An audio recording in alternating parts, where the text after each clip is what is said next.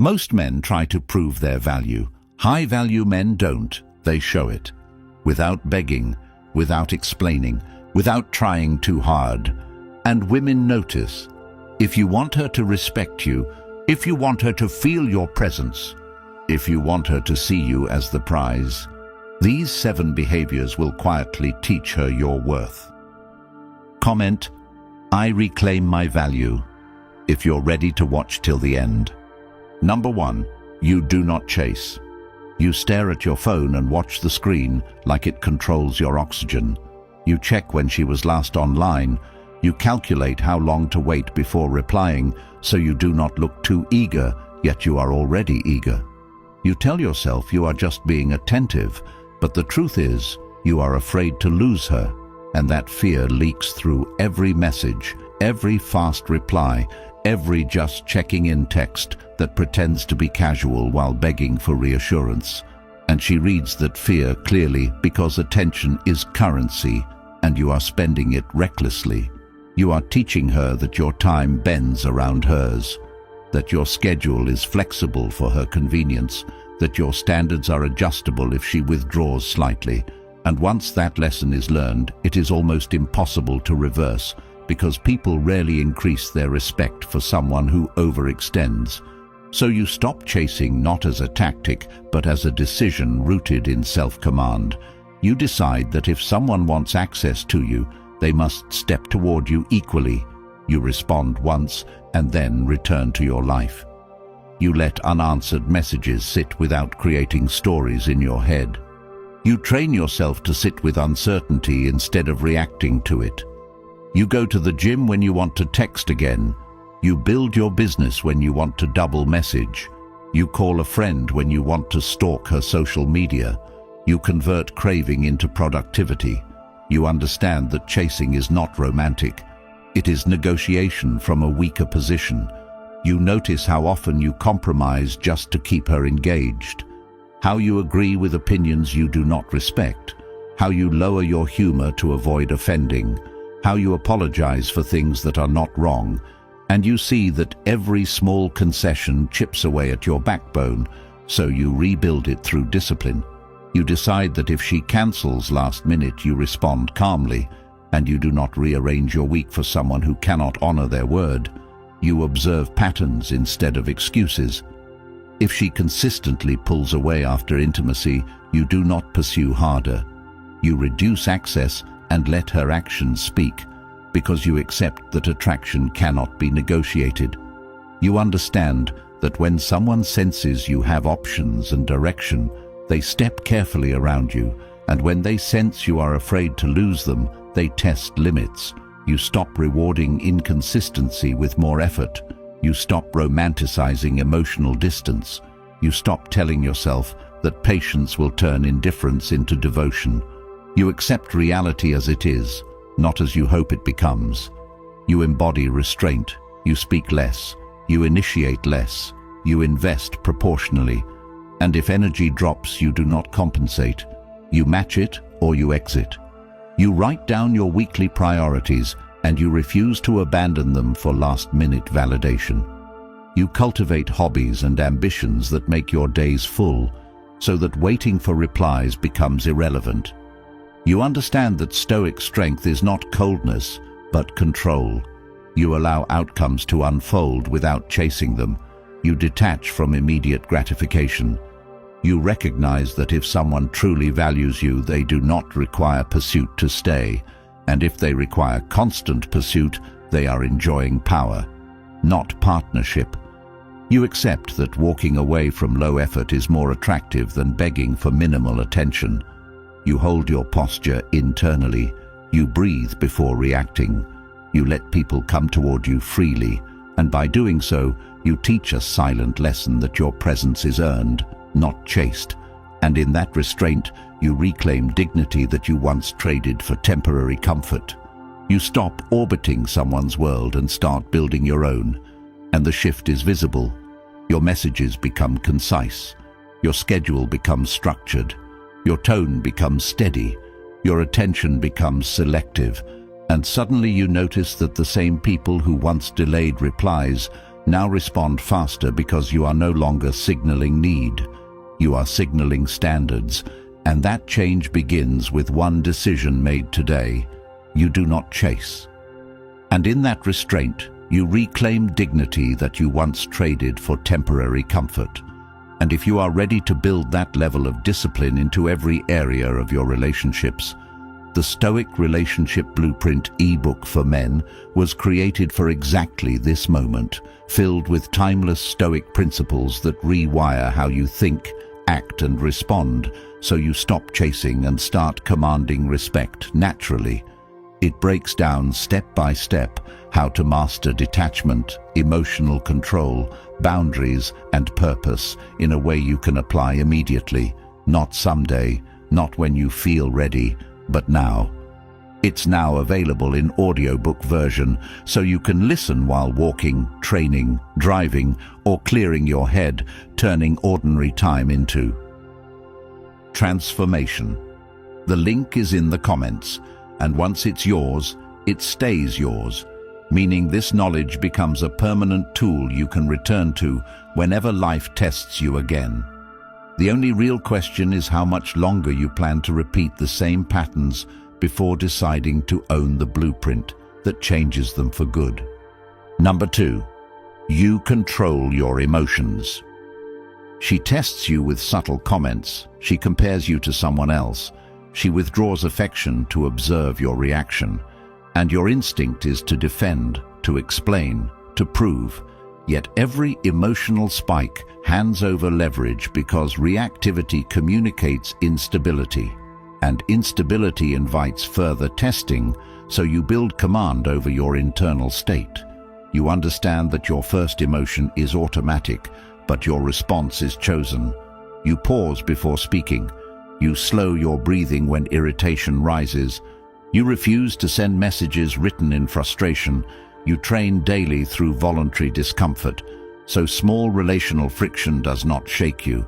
You lift weights when you do not want to. You wake up early when comfort calls. You finish tasks you would rather avoid, because discipline in private creates steadiness in public. And when she says something meant to provoke, you answer with clarity instead of intensity. You look at her calmly and say what you mean in simple words without raising your tone. You do not escalate sarcasm with sarcasm. You do not compete for dominance through volume. You choose composure, and composure unsettles manipulation because it removes the reaction that fuels it. You recognize how often you previously overreacted out of insecurity, how jealousy drove you to interrogate instead of observe, how fear of abandonment pushed you to demand reassurance, and you see that those behaviors taught others they could destabilize you easily, so you correct course. You adopt the principle that you cannot control someone's actions, but you can control your interpretation and response. You detach from needing to win every argument. You focus on maintaining self-respect rather than scoring points. You speak directly when something crosses a line, and then you stop talking. You refuse to chase apologies. You watch patterns instead of isolated incidents. You remain centered when she withholds attention because your identity is not dependent on her mood. You invest energy into building competence in areas that strengthen your confidence. So emotional spikes decrease naturally. You stop reacting to social media games. You do not decode every post as a hidden message. You refuse to allow indirect behavior to dictate your state. You keep your routine intact regardless of relational turbulence. You journal at night to process thoughts privately instead of unloading them impulsively. You seek solutions instead of sympathy. You measure growth by how calmly you handle provocation compared to last month. You understand that steadiness commands respect more than intensity ever will. You see that emotional control is not suppression but mastery. You allow yourself to experience disappointment without dramatizing it.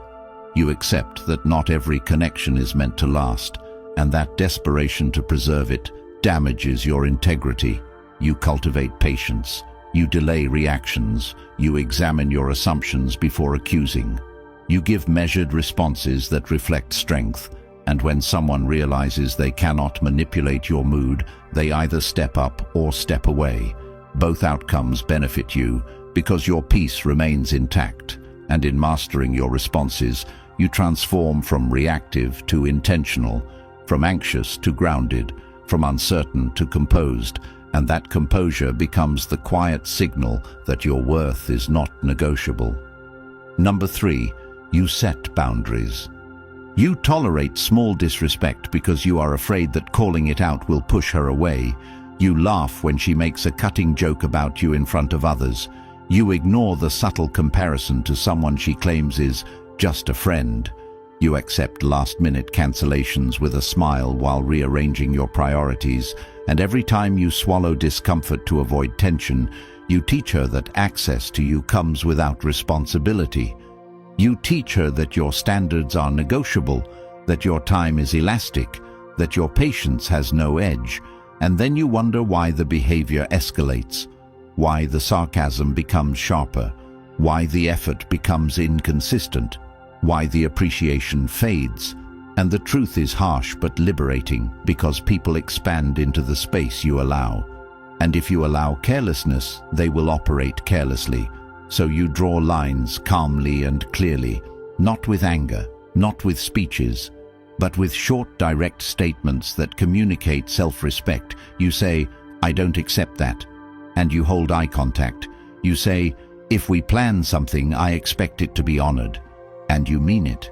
You say, "That comment crosses a line," and you do not laugh afterward to soften it, because softening your boundary erases it. You understand that boundaries without consequences are decoration, so when patterns repeat, you reduce access without dramatic announcements. You become less available, less invested, less responsive. You stop rewarding inconsistency with attention, and when she notices the shift and asks what changed, you explain once with clarity, and then you observe her response rather than argue, because someone who values you adjusts, while someone who benefits from your tolerance resists, and that resistance reveals everything you need to know. You stop negotiating basic respect. You stop trying to educate someone into treating you properly. You stop confusing potential with reality. You understand that self-command means accepting that not everyone qualifies for your time. You write down 3 standards that are non-negotiable, and you hold them regardless of attraction, regardless of loneliness, regardless of how long you have known her. You practice saying no in small areas of life, so that saying no in relationships becomes natural. You decline invitations that disrupt your priorities. You correct interruptions mid-sentence without apology. You remove yourself from conversations that drift into disrespect. You strengthen your spine through daily discipline so that boundaries are not forced but embodied. And when she realizes that pushing you results in distance rather than pleading, she recalibrates or exits. Both outcomes restore your position, because you are no longer operating from fear of loss, but from commitment to dignity. And that shift transforms your entire presence. Your tone becomes firmer, your decisions cleaner, your energy more grounded, and people sense that access to you is conditional upon mutual respect, not emotional leverage. And in holding boundaries, you stop asking to be valued and start requiring it through action. Number 4, you have your own life. You center your schedule around her availability. You cancel workouts to meet at the last minute. You delay projects because she might call. You check your phone during conversations with others. You shrink your world to maintain proximity, and then you sense attraction fading without understanding why, because when you abandon your direction to orbit someone else, you communicate that your path lacks weight, and attraction thrives on momentum, on structure, on someone who moves with purpose regardless of who joins the journey. So you rebuild your foundation from the ground up.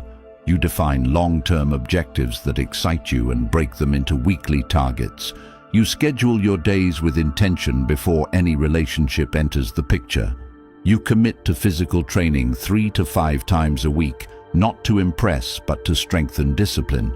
You allocate focused hours for work and learning, so progress becomes measurable. You cultivate friendships that challenge and support you. You invest in hobbies that sharpen skill and creativity, and when someone wants your time, you fit them into a life already in motion rather than pausing everything to accommodate. You understand that scarcity of time increases perceived value, but more importantly, it increases self-respect. Because you are no longer waiting for validation to justify your day, you wake up with direction, you go to sleep with accomplishment, you build competence in areas that make you proud, independent of anyone's opinion. You stop making her the emotional center of your universe. You stop asking for permission to pursue your ambitions. You stop feeling guilty for choosing your growth over immediate comfort. And when she notices that your calendar is structured and your energy is directed, she experiences you as grounded rather than dependent. You do not brag about being busy, you simply are. You respond to messages when convenient rather than instantly. You protect deep work hours. You decline invitations that conflict with priorities without lengthy explanations. You cultivate internal validation through progress tracked privately. You reflect weekly on improvements and setbacks without self-pity. You accept that some will interpret your focus as distance, and you allow that interpretation to stand, because your mission is not to appease, but to build. And as your life expands beyond a single connection, your anxiety decreases naturally, because your identity is no longer tied to one person's attention. You realize that a relationship should complement your direction, not replace it. You operate from choice, not need, and that independence shifts dynamics instantly, because when someone senses they are joining a strong trajectory rather than rescuing a drifting one, they engage differently, they invest differently, they respect boundaries more readily. And even if they choose to leave, your structure remains intact, your progress continues, your confidence compounds, and you stand stronger than before, proving through consistent action that your worth is anchored in purpose, not proximity. Number 5. You speak less. Over-explaining becomes a habit formed from years of trying to be understood, trying to avoid conflict, trying to make sure no one misinterprets intentions. Yet the more words used to defend a position, the weaker that position appears, because excessive explanation signals doubt rather than certainty. And in modern relationships where attention spans are short and options appear endless, brevity carries weight while rambling invites dismissal. Long justifications after simple decisions communicate a need for approval, and that need lowers perceived value instantly. So restraint in speech becomes a discipline that reshapes presence entirely. Fewer words, slower delivery, steady tone, direct statements without emotional decoration, answers that end where they should end instead of spiraling into essays. Because power in communication lies not in volume, but in clarity. And clarity requires confidence in one's stance, which is built through internal work rather than verbal gymnastics. Consider how often conversations become interviews where one person overshares personal history, trauma, ambition, future plans in an attempt to impress, only to sense attraction drop subtly because mystery collapses under constant exposure. Information given too freely loses impact. So discretion becomes strategy rooted in self-respect, speaking only what adds value, withholding what is unnecessary, allowing silence to create space for the other person to invest, because investment grows where there is room, and when every gap is filled with nervous chatter. The opportunity for curiosity disappears.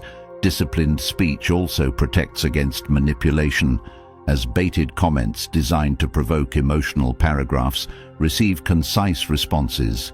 Instead, statements like, "That's not accurate," or "I disagree," delivered calmly and then allowed to stand without further elaboration, force the other party to either clarify or retreat, while endless rebuttals transform into defensive spirals.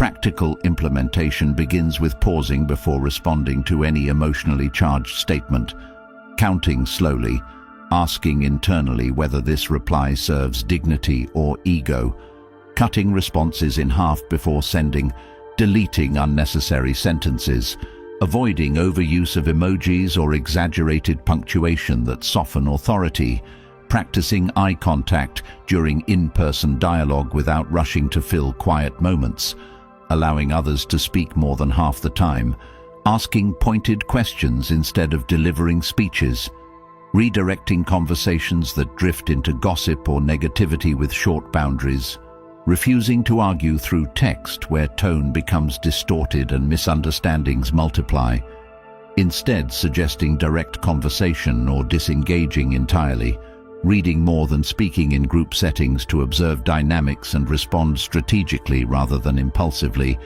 journaling thoughts privately so conversations remain focused instead of therapeutic monologues, because emotional processing belongs in reflection, not in seeking validation from someone still evaluating commitment, recognizing that controlled speech demonstrates emotional regulation, which signals maturity and stability attracts respect, especially in a climate where reactive communication dominates.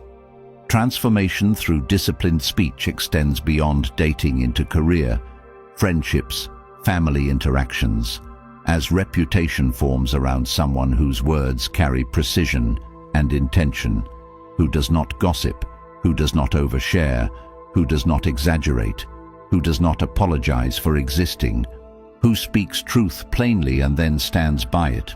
This approach may appear distant to those accustomed to chaotic exchanges, yet over time it commands a different level of regard, because people trust those who do not scatter their thoughts carelessly. They sense substance behind quiet composure, and as this practice strengthens, internal noise reduces as well. Fewer imaginary arguments rehearsed, fewer explanations prepared for events that never occur, because silence externally reflects calm internally, and that calm becomes a foundation for every other behavior in this framework, ultimately teaching through action that attention from such a composed individual is earned, not extracted through drama, and that realization shifts dynamics in subtle but powerful ways. Number 6. You do not seek validation. Approval seeking often disguises itself as openness or vulnerability, yet beneath it lies dependence on external affirmation to stabilize identity, and in modern dating culture, where praise and attention are distributed inconsistently, building self-worth on fluctuating reactions creates constant instability, waiting for compliments to confirm attractiveness, waiting for reassurance to confirm security, waiting for consistent texting to confirm importance. This cycle hands emotional control outward, making mood contingent on another person's behavior. And when that behavior shifts, anxiety rises immediately. So the solution begins with internal audit, examining how often questions like, "Are we okay?" or "Do you still care?" arise not from genuine communication needs, but from insecurity seeking comfort. Recognizing that each request for reassurance signals uncertainty in personal value, and uncertainty reduces attraction, because stability draws people while insecurity burdens them. Developing internal validation requires measurable standards, independent of romantic attention, tracking commitments kept, workouts completed, financial goals advanced, skills improved, promises honored, because self-respect grows from evidence of discipline, not from compliments. Creating daily routines that reinforce competence builds quiet confidence that does not require public acknowledgement. Reducing social media consumption prevents subconscious comparison with curated illusions. Limiting exposure to validation. Driven environments preserves focus on tangible progress. When interacting romantically, refraining from fishing for praise or probing for status updates about the relationship, instead observing consistency of actions over words. If interest decreases, resisting the urge to chase reassurance, and instead redirecting energy toward personal objectives, understanding that someone genuinely invested will demonstrate it without interrogation, and someone withholding effort reveals priorities clearly through behavior.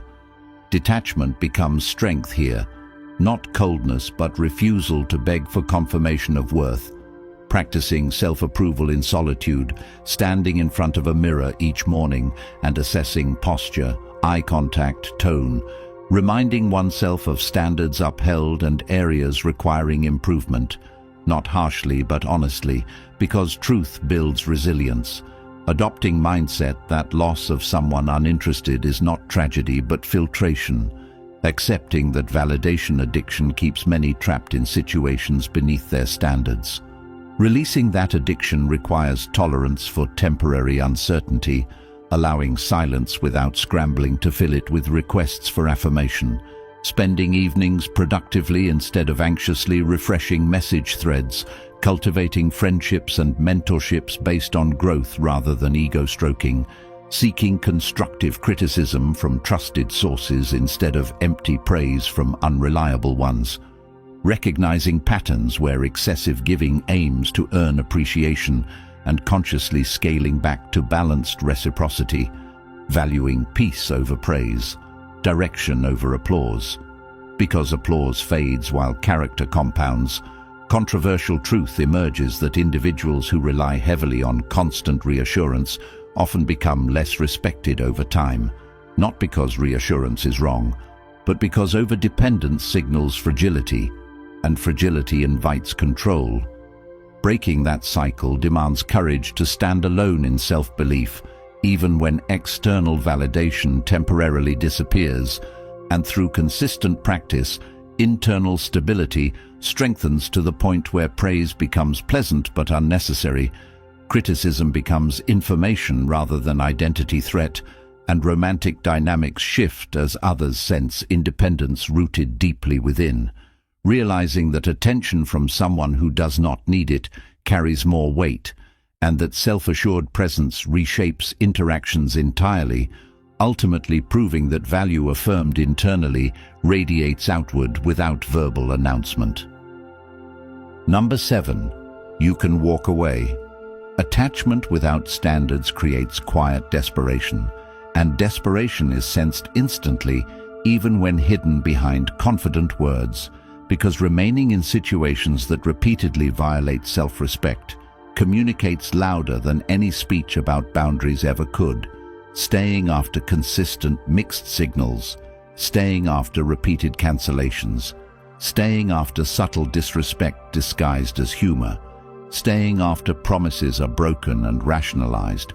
All of it teaches one brutal lesson: that access to you has no cost, and when access has no cost, it carries no value. So the final and most powerful behavior becomes the willingness to walk away without spectacle, without dramatic exits, without long emotional explanations seeking closure, because true detachment operates from decision, not from performance. And this is where many struggle most, since walking away forces confrontation with loneliness, ego bruising, and the discomfort of starting again. Yet remaining where standards are unmet erodes identity slowly until self-trust weakens. So discipline demands choosing long-term dignity over short-term comfort, recognizing patterns early instead of hoping they disappear, observing inconsistency objectively rather than romantically interpreting it, asking internally whether behavior aligns with declared intentions, and when misalignment persists, acting accordingly, not with anger but with resolve, sending one clear message if necessary that communicates expectation and boundary, then stepping back fully if change does not occur, refusing to maintain half-access arrangements where attention is given only when convenient, refusing to participate in cycles of hot and cold engagement that destabilize focus, because each cycle drains energy better invested elsewhere, building the habit of exiting small, disrespectful situations daily so that larger exits become less intimidating, leaving conversations that turn condescending, declining invitations that compromise priorities, distancing from people who repeatedly undermine growth, strengthening independence financially, socially, physically, so that departure from any single relationship does not collapse stability, understanding that options grow when competence grows, and competence grows through consistent self-investment, reframing rejection as redirection rather than proof of inadequacy, accepting that not every connection is meant to last, and that clinging to expired dynamics blocks healthier opportunities, cultivating internal dialogue that reinforces worth independent of external approval, repeating commitments to standards until they become identity, practicing emotional regulation during separation instead of reacting with impulsive texts or public displays aimed at provoking response, channeling that intensity into productive routines, increasing gym frequency, deepening work focus, expanding social circle deliberately rather than isolating, documenting lessons learned from each ended situation to prevent repetition of patterns, identifying where tolerance exceeded wisdom, adjusting criteria accordingly, realizing that walking away calmly unsettles those accustomed to controlling through inconsistency, because absence removes leverage entirely, and whether they attempt to return or not becomes secondary to the fact that self-respect remained intact. Controversial truth surfaces that many remain in unsatisfying dynamics, not because alternatives are unavailable, but because fear of solitude overrides commitment to growth. Yet solitude used intentionally becomes refinement. Strengthening mindset, clarifying standards, sharpening discipline, studying personal weaknesses honestly without self-pity, committing to improved communication, improved physical presence, improved financial stability, improved emotional regulation, so that future connections begin from strength, not scarcity. Recognizing that walking away once may hurt, but staying repeatedly harms deeper, and harm accumulated over time reshapes identity in damaging ways. Therefore, courage becomes daily practice rather than dramatic act. Stepping away at the first clear pattern of disrespect, rather than waiting for undeniable betrayal. Accepting that explanations are often unnecessary because actions reveal truth sufficiently. Refusing to beg for alignment when misalignment is evident. Embracing the Stoic approach of focusing solely on controllable actions while releasing attachment to outcomes, standing firm in decision even when nostalgia tempts reconsideration, reminding oneself that consistency and respect are baseline requirements, not luxuries, and through repeated reinforcement of this principle, transformation occurs gradually but permanently. Posture changes, tone stabilizes, choices sharpen, relationships improve in quality even if quantity decreases, and life overall becomes structured around dignity rather than fear, ultimately proving that the power to walk away is the foundation upon which all other behaviors rest, because without that power boundaries collapse, emotional control weakens, purpose bends, speech loses weight, validation seeking resurfaces, chasing resumes, but with it firmly established every other trait strengthens automatically, creating a presence that commands respect, not through force, but through unwavering alignment with personal standards. Most people will ignore this message, go back to chasing validation, and repeat the same painful cycles. But if something inside you knows you are done living beneath your potential, then the Stoic Relationship Blueprint ebook for men is the line in the sand, filled with timeless Stoic principles that will transform your life immediately and force you to operate from discipline instead of desperation. Society benefits from you distracted, emotional, and confused in relationships because a grounded, self-controlled man is harder to manipulate and impossible to guilt into shrinking himself. The book is now available in audiobook version, so you can absorb this life-changing knowledge while walking, training, driving, building your body and your mind at the same time. And once you own it, This wisdom is yours for life, always accessible whenever you need to recalibrate. If you are ready to stop chasing and start commanding respect, comment "unshakable" right now so you make that commitment publicly. Like the video and subscribe to help more men find these truths and save themselves years of regret.